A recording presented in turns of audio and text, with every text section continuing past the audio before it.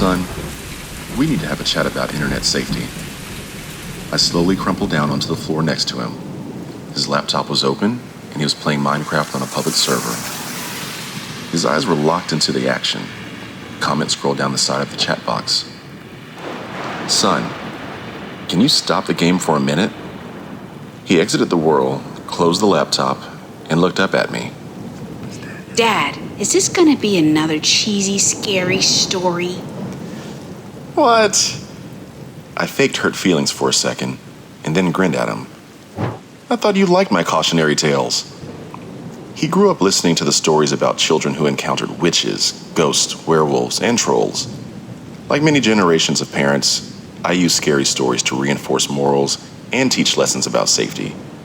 Single dads like me should use all the parenting tools at their disposal. He scrunched his little face. They were fine when I was 6, but now that I'm getting older, they don't scare me anymore. They seem kind of silly. If you're gonna tell a story about the internet, can you make it really, really scary? I squinted at him incredulously.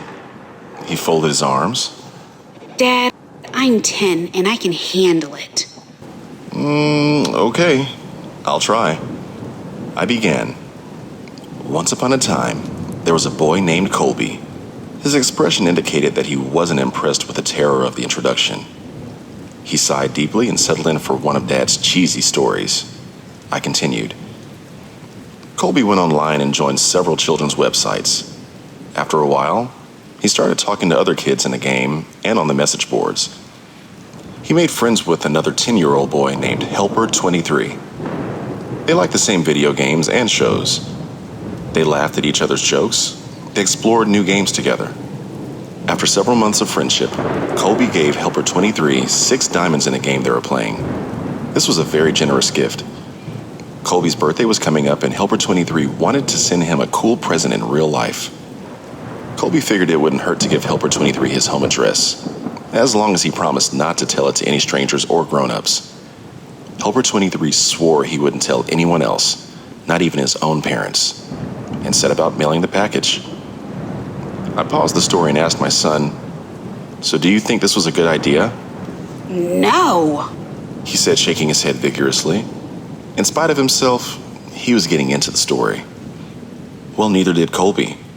Colby felt guilty about giving away his home address, and his guilt began to grow and grow. By the time he put on his pajamas the next night, his guilt and fear were larger than anything else in his life. He resolved to admit the truth to his parents. The punishment would be steep, but it was worth it to have a clear conscience. He squirmed in his bed as he waited for his parents to tuck him in. My son knew the scary part was coming up. In spite of his tough talk, he leaned forward wide-eyed. I spoke quietly and deliberately. He heard all the noises of the house. The washing machine bounced around in the laundry room. Branches scraped against the brick outside his room. His baby brother cooed in the nursery. And there were some other noises he couldn't quite pinpoint. Finally, his dad's footsteps echoed down the hallway. Hey, Dad? He called out nervously. I have something to tell you. His dad stuck his head in the doorway at a weird angle. In the darkness, his mouth didn't seem to move, and the eyes were all wrong. "Yes, son?" The voice was way off, too. Are you okay, Dad? The boy asked. "Uh-huh," sung the father in a strangely affected voice. Colby pulled his covers up defensively. Is Mom around? Here I am. Mom's head popped in through the doorway below Dad's. Her voice was an unnatural falsetto.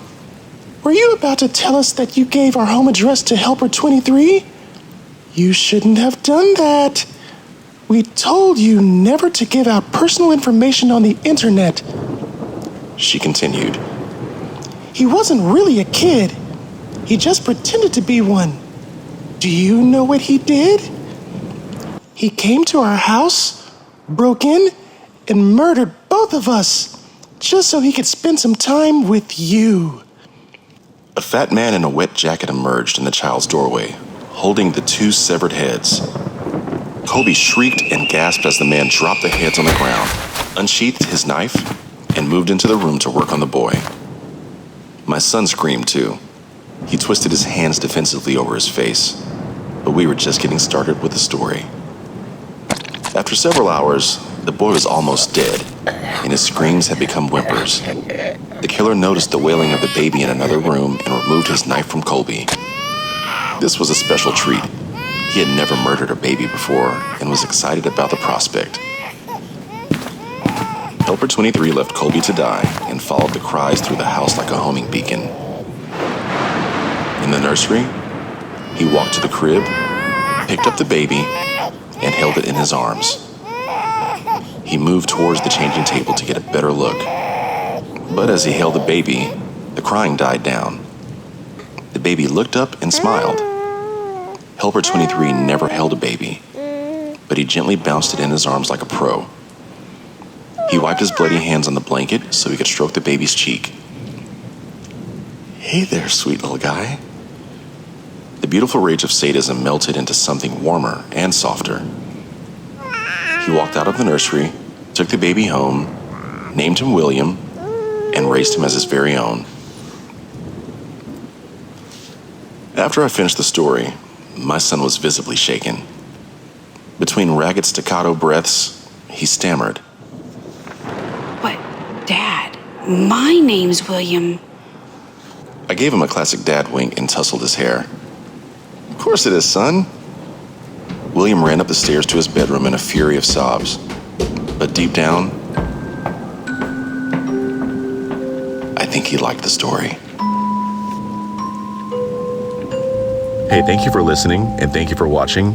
And if you'd like to see more content like this and hear more stories, please let me know in the comments below. Don't forget to like, share, and subscribe, and hit that notification bell when you want to know when I post more videos.